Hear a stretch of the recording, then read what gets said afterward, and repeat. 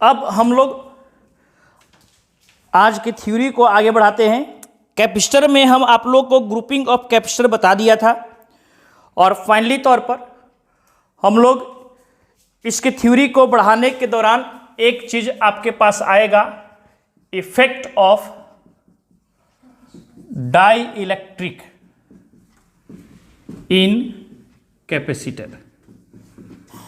Die electric का क्या प्रभाव होता है कैपेसिटर में, आज के इस वीडियो में थ्योरी के रूप में देखेंगे। इसको हम लोग बिल्कुल ही पार्ट वाइज अलग अलग शर्तों पर रखते चले जाए और उसके हिसाब से आप समझते चले जाइए। सबसे पहले हम एक आइसोलेटेड बॉडी की बात करते हैं, एन आइसोलेटेड बॉडी। याद करो कि एक स्फेरिकल बॉडी था और इसका रेडियस आर था, तो कुल मिलाकर इसकी कैपेसिटी का फॉर्मूला बनाए थे 4 पाई एप्सिलॉन नॉट आर। लेकिन जब इस पूरे के पूरे बॉडी को यदि किसी मीडियम में रख दोगे तो मीडियम का एक अपना डाई इलेक्ट्रिक कांस्टेंट होता है और उस हिसाब से हम लोग उस मीडियम में रखने के बाद फॉर्मूला में थोड़ा सा मॉडिफिकेशन करते हैं और एप्सिलॉन नॉट के बगल में एप्सिलॉन आर भी लिख देते हैं। तो इस हिसाब से आप कह सकते हो कि मीडियम में जो कैपेसिटी होता है वह एप्सिलॉन आर गुना हो जाता है जो एयर में होता है। यानी कि आप अगर किसी मीडियम में कंप्लीटली इसको रख देंगे तो इसकी कैपेसिटी एप्सिलॉन आर गुना हो जाएगी। तो ये आपका पहला निष्कर्ष हो गया। इसको आप नोट कर सकते हो किसी आइसोलेटेड बॉडी के लिए।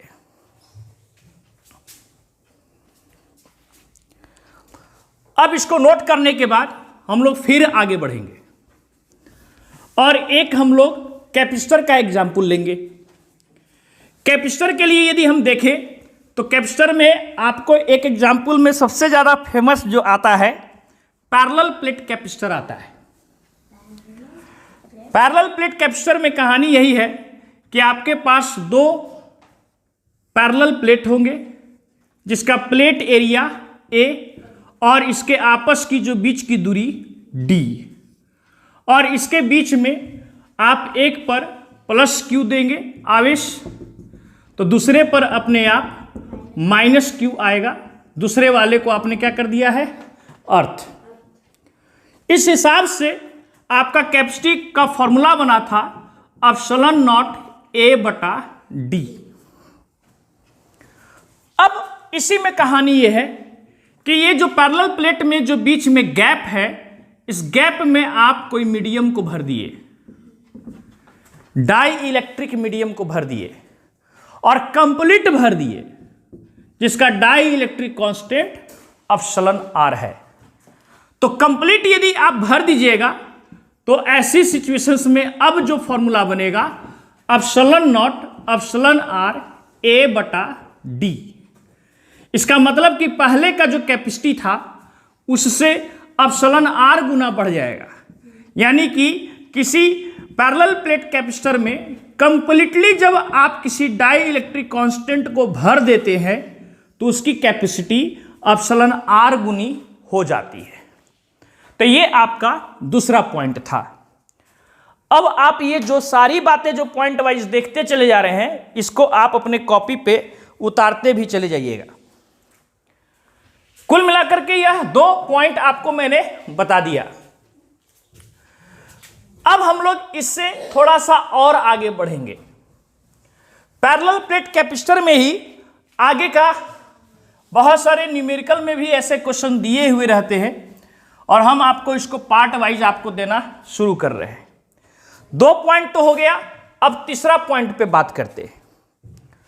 आपको कह देगा कि एक पैरेलल प्लेट कैपेसिटर है जिसका प्लेट एरिया ए है और इसके बीच की जो दूरी है वह d है और इसमें हम लोग 2 डाई इलेक्ट्रिक को डाले हैं। पहला जो डाई इलेक्ट्रिक है और जो दूसरा जो डाई इलेक्ट्रिक है अलग अलग डाई इलेक्ट्रिक कांस्टेंट है। लेकिन इसके बीच की जो डिस्टेंस है बिल्कुल आधी आधी है। अब इसका कैपेसिटी बताएं, जबकि एक का एप्सिलॉन R1 और एक का एप्सिलॉन R2 है। ये दो तरीके से क्वेश्चन पूछ सकता है। एक तो कहेगा कि इसका कैपेसिटी क्या है, या ये कहेगा कि पहले के कैपेसिटी से अब कितनी गुनी कैपेसिटी बढ़ जाएगी। तो कुल मिलाकर के अब इसको हम लोग बनाएंगे कैसे, थोड़ा सा इमेजिनेशन करो। इसको स्कीमेटिक डायग्राम यदि हम बनाएं तो यह पैरेलल प्लेट कैपेसिटर है और इसमें बिल्कुल आधे में अलग अलग डाई इलेक्ट्रिक कांस्टेंट डाल दिया गया है। एक का die electric constant epsilon R1 और एक का die electric constant epsilon R2 है, और इसका इफेक्टिव कैपेसिटी निकालना है, या कह सकते हैं कि पहले के रिस्पेक्ट में कितनी गुनी हो जाएगी यह प्राप्त करना है। अब इसको थोड़ा सा हम लोग और आगे बढ़ाते चले जाएं। जरा इमेज कीजिए कि हम इसको देखते ही इसको दो टुकड़ों में बांट सकते हैं। गौर करना, इसकी टोटल जो डिस्टेंस था वह d था, ये आधा आधा किए तो d/2 और d/2 हो गया। अब इसी को हम लोग यह दो कैपेसिटर में बांट रहे हैं।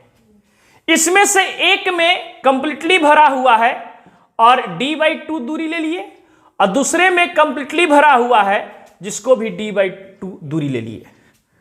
तो एक तरीके से समझो कि इसको C1 कह दिए, इसको C2 कह दिए, तो यह C1 हो गया, यह C2 हो गया।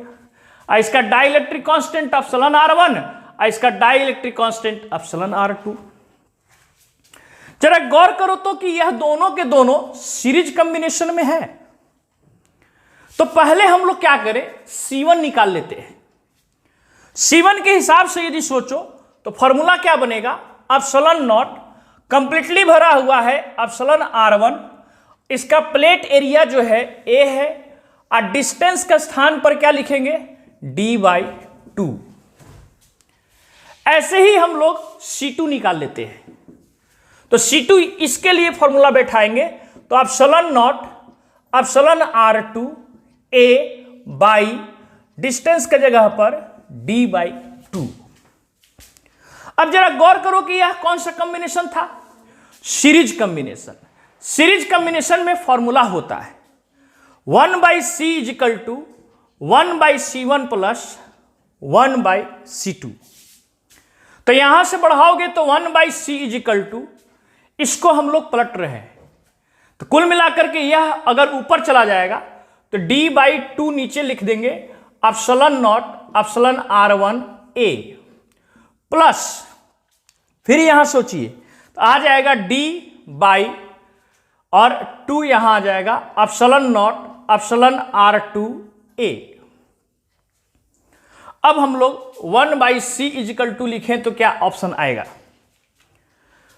तो हम लोग इसमें से कॉमन क्या करने जा रहे हैं, d, फिर एप्सिलॉन नॉट A, तो इसमें क्या आएगा 1/2 एप्सिलॉन R1 और इसमें 1/2 एप्सिलॉन R2।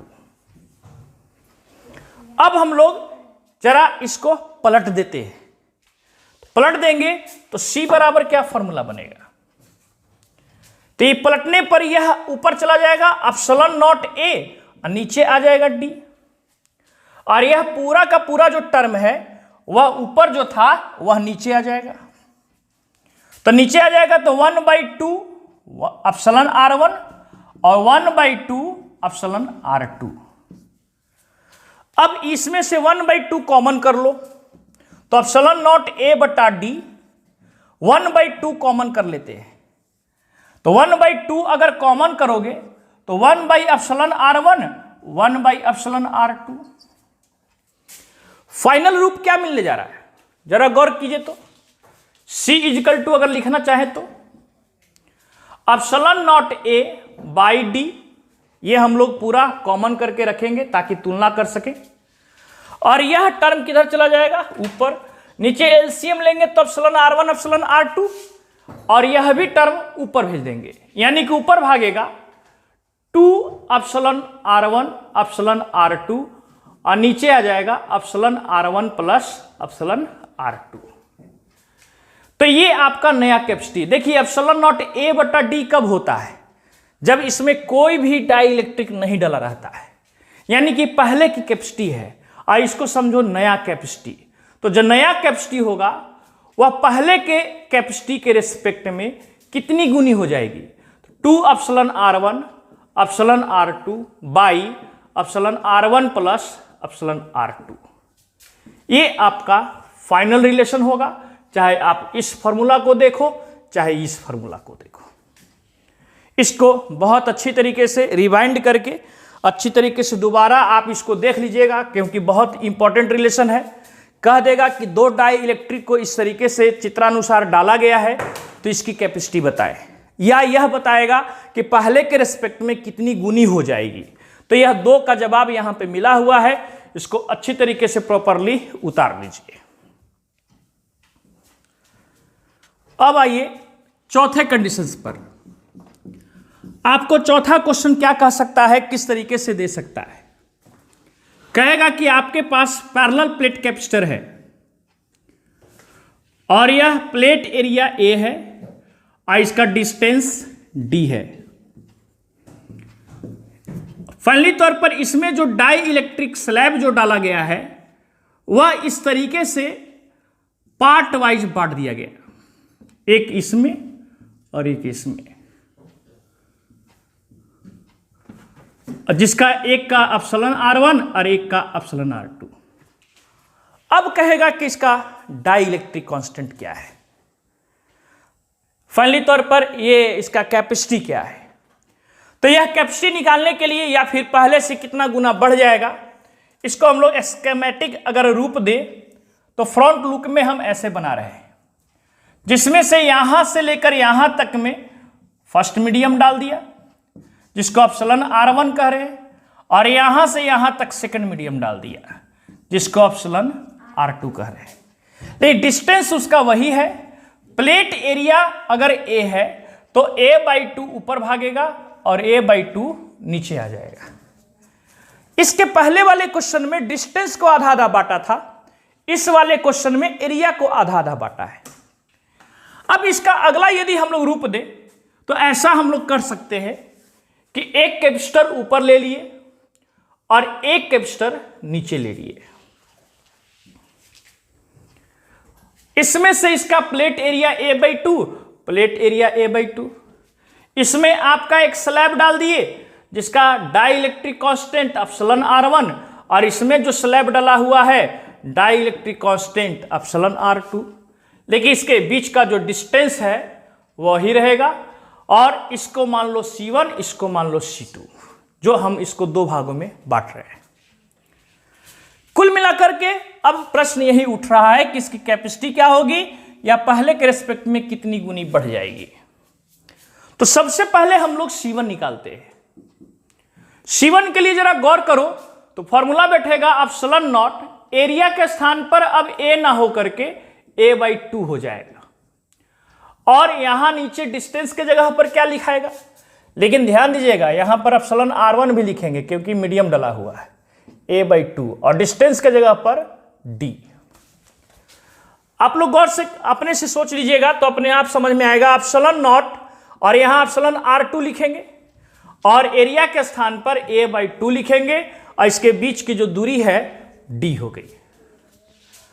अब जरा गौर करो तो यह कौन सा कॉम्बिनेशन है, तो इसको कुल मिलाकर के पैरेलल कॉम्बिनेशन कहते हैं। तो C फॉर्मूला बनेगा C1 प्लस C2, ये C इफेक्टिव है। तो C इफेक्टिव इजकल टू क्या लिखेंगे, तो पहले के लिए epsilon naught epsilon R1 A by नीचे आ जाएगा 2D, और इसमें क्या आ गया epsilon naught epsilon R2 A by 2D।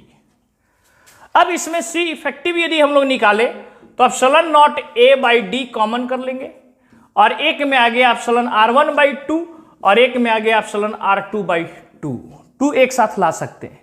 यानी C इफेक्टिव का फाइनल फॉर्मूला क्या मिला, एप्सिलॉन नॉट A/D, और इधर आ जाएगा epsilon R1 plus epsilon R2/2। यानी कि पहले के रेस्पेक्ट में, इसको अगर हम लोग पहले की कैपेसिटी माने तो पहले के रेस्पेक्ट में epsilon R1 plus epsilon R2 by 2 गुनी कैपेसिटी बढ़ जाएगी। ये आपका चौथा निष्कर्ष है। इफेक्ट ऑफ डाई इलेक्ट्रिक में बहुत सारे अलग अलग तरीकों से क्वेश्चंस रहते हैं और जितनी पॉसिबिलिटीज केसेस है आपको हम वीडियो के जरिए दिखाते रहेंगे, आप इसको नोट कर लीजिए। कुल मिलाकर के आज का जो वीडियो आपको मिला है बिल्कुल न्यूमेरिकल बेस्ड टाइप के भी कह सकते हो, या कॉन्सेप्चुअल क्वेश्चन टाइप के कह सकते हो, या थ्योरी के रूप में समझ सकते हो, जैसे चाहो वैसे आप समझ सकते हो। अभी बहुत सारे क्वेश्चंस इस पर बेस्ड अभी बचा हुआ है, तब तक आप लोग पार्ट वाइज इसको उतारते चले जाइए। अब हम लोग अगला केसेस में देखते हैं।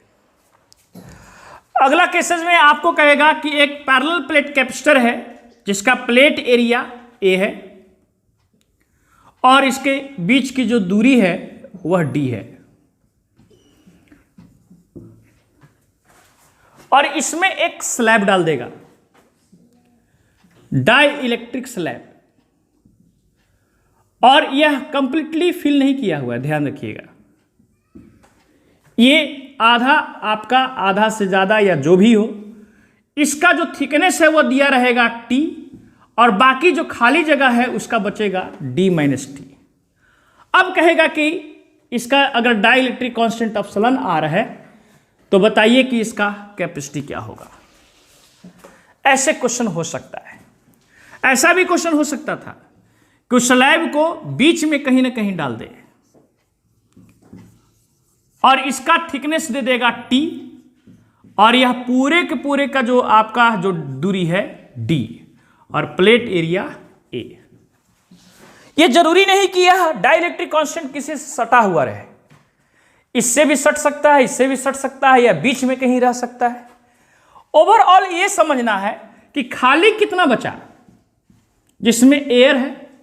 तो अगर यह खुद अगर T है तो इधर से और इधर से यदि दोनों को मिला दें तो D माइनस T, तो ये कुल मिलाकर के इधर घसकाइए या इधर घसकाइए, उससे कोई फर्क नहीं पड़ता। ये सब के सब सीरीज कॉम्बिनेशन में नजर आते हैं और इसके इफेक्टिव कैपेसिटी में कोई फर्क नहीं पड़ेगा। और ऐसी सिचुएशंस में इसको हम लोग क्या करते हैं, दो रूप में ब्रेक कर देते हैं। एक जिसमें खाली स्थान रहा D माइनस T, और एक जिसमें डाई इलेक्ट्रिक कांस्टेंट रहा जिसको हमने मान लिया T। अब फाइनली तौर पर ये जो देख रहे हो प्लेट एरिया तो सबका A है, इसकी कैपेसिटी C1 मान लो और इसकी कैपेसिटी C2 मान लो, और इसका अब इफेक्टिव कैपेसिटी निकालना है। कुल मिलाकर समझिएगा ये तीनों की तीनों एक ही शर्त है। T थिकनेस का एक डाई इलेक्ट्रिक कांस्टेंट जो एप्सिलॉन R था उसको स्लैब के रूप में डाल दिया गया, इसकी कैपेसिटी क्या होगी। ये किताबों में बहुत पॉपुलर क्वेश्चन है और इस पर बेस्ड हम लोग फॉर्मूला याद भी रखते हैं ताकि इस पर न्यूमेरिकल भी बनाया जा सके डायरेक्टली।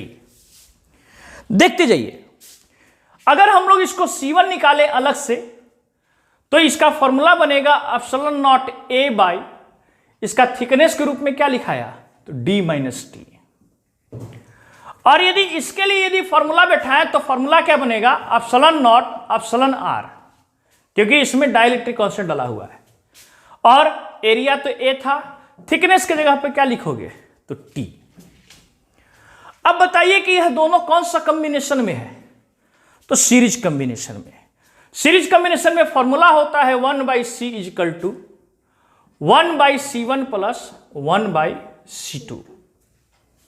इस हिसाब से 1/C इजिकल टू लिखोगे तो यहां पर 1/C1 में अगर लिखो तो D माइनस T देखो ऊपर चला गया, जो भी है बाद में हम लोग इसको गुना भाग कर लेंगे। पहले हम लोग लिख दे epsilon naught A by D minus T, और इसमें क्या लिखेंगे तो 1 epsilon naught epsilon R A by T।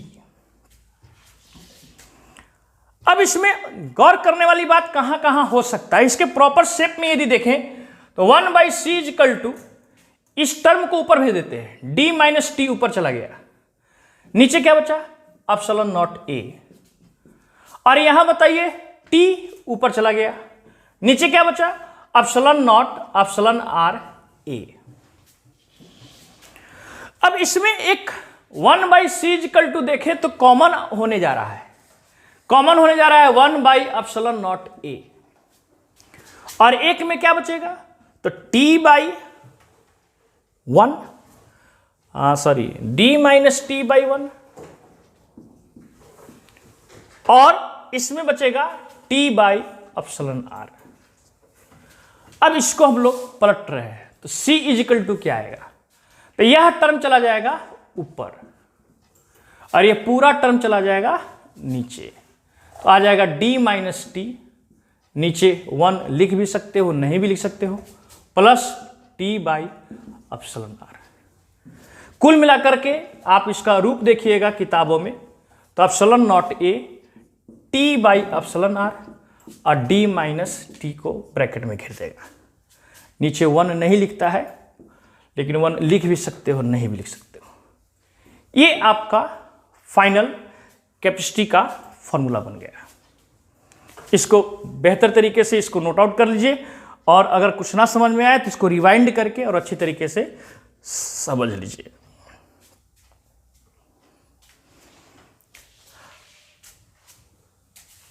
अभी मैंने आपको क्या बताया कि एक पैरेलल प्लेट कैपेसिटर में आपकी कहानी यही होगा, कहेगा कि इसमें एक स्लैब को डाल दिए है जिसका थिकनेस T है और जिसका डाई इलेक्ट्रिक कांस्टेंट ε0 है, और फाइनली तौर पर इसका टोटल जो दूरी है वह D है, प्लेट एरिया A है। तो ऐसी सिचुएशंस में इसका इफेक्टिव कैपेसिटी बना क्या था, तो ऊपर लिखाया ε0a जो इसके उसमें भी लिखाता है कुल मिलाकर, नीचे लेकिन D लिखाता है, लेकिन नीचे आपको आया क्या, तो इसमें स्लैब वाला जो कहानी था इसका थिकनेस कितना था T, और जिसका डाई इलेक्ट्रिक कांस्टेंट कितना है ε0। बाकी जो बचा उसका थिकनेस कितना बचा, तो d-t, और उसमें एयर था और एयर का डाई इलेक्ट्रिक कांस्टेंट 1 होता है। इस कॉन्सेप्ट को, लॉजिक को लगाते हुए एक क्वेश्चन को और भी बनाया जा सकता है। आपसे कहेगा कि एक पैरेलल प्लेट कैपेसिटर है और इस पैरेलल प्लेट कैपेसिटर में बहुत सारे अलग अलग पतले पतले स्लैब डाला हुआ है। एक का थिकनेस T1, एक का थिकनेस T2, एक का थिकनेस T3, एक का थिकनेस T4, इस तरीके से यह इन टर्म तक स्लैब गया, T1, T2, T3 करते करते Tn, जिसका dielectric constant ε0r1, ε0r2, ε0r3 करते करते εrn, और कहेगा कि इसका ये तो एक स्लैब डाला हुआ था और इसमें कई सारे स्लैब डाला जा सकता है। लॉजिक सिर्फ यही रहेगा, देखते जाइएगा। इसका फॉर्मूला यदि बैठाए तो ऊपर ε0a तो रहेगा, लेकिन इसमें C1, C2, C3, C4, C5 एक तरीके से सीरीज कॉम्बिनेशन है। इसमें मात्र एक था और एक एयर था और एक मीडियम था, इसमें अलग अलग मीडियम है। कुछ नहीं करना है, एक का थिकनेस T1 बाई उसका डाई इलेक्ट्रिक कांस्टेंट ε0r1, दूसरे का thickness T2 die electric constant ε0r2, यही किया गया है इसमें भी। आप मिलाइएगा T3 εr3, और ऐसे करते करते Tn εrn। अब आपको यह भी हो सकता था कि लास्ट में कुछ बच भी जाए, तो बचेगा तो कितना बचेगा, कुल मिलाकर गौर करना। हम इस फिगर को अगर देखें तो कुछ एयर भी तो बच गया। अब यह एयर जो बच गया उसके नीचे वो लिखेंगे, तो वह बचेगा कितना, तो टोटल इसका thickness T1 plus T2 plus T3 करते करते Tn तक बचा कितना, तो टोटल इसका दूरी कितना माना गया था D, तो D में जो भरा हुआ था उसको हम लोग माइनस करेंगे। इसको थोड़ी देर के लिए हम यहां मिटा रहे हैं बाबू। ऐसी सिचुएशन के बाद हम लोग क्या लिखेंगे जरा गौर करना, बचा क्या रहा, तो D माइनस ब्रैकेट में T1 plus T2 plus T3 करते करते Tn, और नीचे आपका एयर था, एयर में हम बाई 1 लिख देते हैं, और नहीं भी लिखेंगे तो भी चलेगा। ये आपका जो फाइनल फॉर्मूला मिला है, ये फाइनल फॉर्मूला किसके कॉन्सेप्ट में मिला, किसमें कई सारे स्लैब डाले हुए। जरा गौर करना कि इसके लिए फॉर्मूला जो मिला है, हम एक बार और फिगर बना देते हैं। पैरेलल प्लेट कैपेसिटर है, इसमें एक स्लैब, दूसरा स्लैब, तीसरा स्लैब, चौथा स्लैब, ऐसे n स्लैब डला हुआ है, बाकी खाली जगह है। सबका डाइलेक्ट्रिक कांस्टेंट क्या है? Epsilon R1, epsilon R2, epsilon R3, epsilon R4। ऐसी सिचुएशंस में आपका जो फाइनल फॉर्मूला मिलने जा रहा है वह ये मिलेगा। इसको आप नोट कर सकते हो और किताब खोल के देखिएगा तो यह आपको दिखाई भी देगा। बाई 1 भी लिख सकते हो, नहीं भी लिख सकते हो, आपकी मर्जी है। यह फॉर्मूला सिर्फ एक स्लैब डाला गया था तब का है, और यह फॉर्मूला कई सारे स्लैब डाले गए हैं तब का है। कुल मिलाकर इफेक्ट ऑफ डाइलेक्ट्रिक में डिफरेंट बहुत सारे तरीकों से आपके क्वेश्चन डाला जाएगा। वैसे हम लोग फिर नेक्स्ट वीडियो में इस पर बेस्ड और भी कॉन्सेप्ट ले करके आएंगे। तब तक आप लोग इसको सारे के सारे जितने भी क्वेश्चन आज देखे हैं उसको आप लोग कॉपी पे उतार लीजिए और इसको प्रॉपरली समझ भी लीजिएगा। और यदि नहीं समझ में आया तो फिर आप हमको इसका फोटो खींच करके और आप हमको भेजिएगा कि कहाँ पे आपको प्रॉब्लम हो रहा है। चलिए, बहुत बहुत धन्यवाद।